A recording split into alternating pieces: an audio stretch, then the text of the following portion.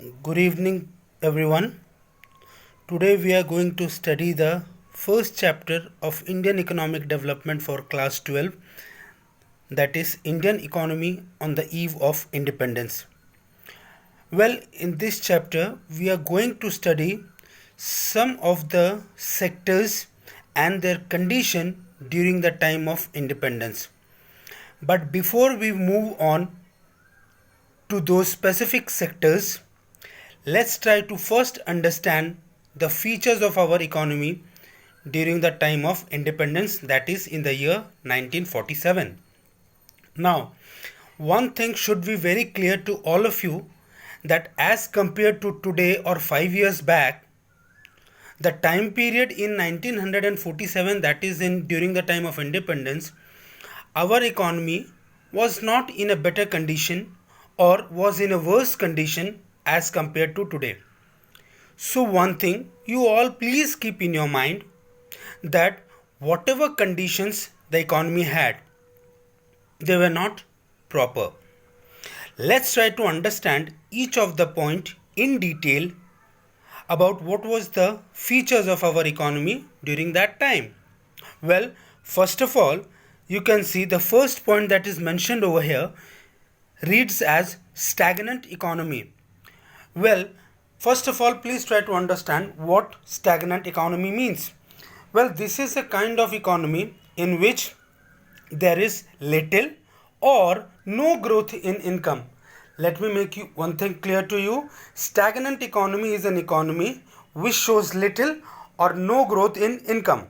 It means the income remains most probably constant, or even if it increases, it increases at a very less percentage. Now, since because there is no growth in income, it means that the growth rate of the per capita income is also very less. Now, since there is no increase in income of the people, most of the people during that time used to live in poverty, and when they used to live in poverty, it automatically meant that their standard of living was very poor. Also, during that period of time, many kind of epidemics used to happen. Secondly, not only the economy was stagnant, but also because the growth in income was very less, the per capita income was also very limited.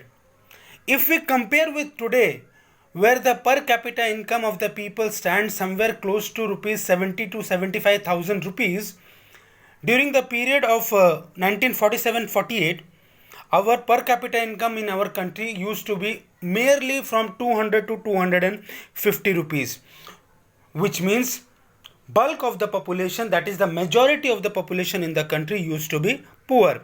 They did not have, since they were poor, they did not have sufficient food, they did not have clothing, and unemployment was also very common.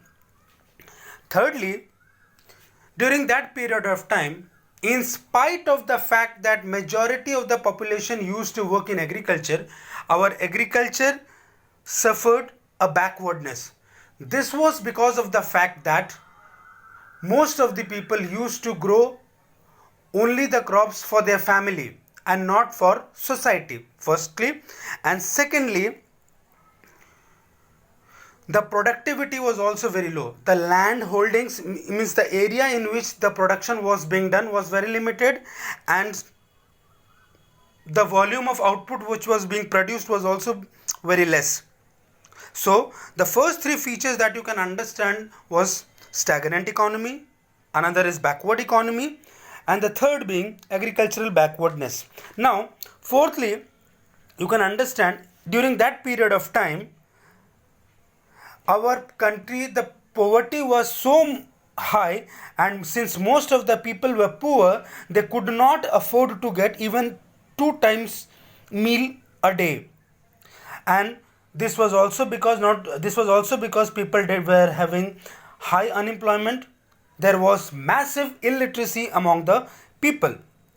And fourthly and lastly, the fifth point, which says that most of the industries in our country during that period of time were small scale industries, and since the industries were small, the production from those industries were also very small.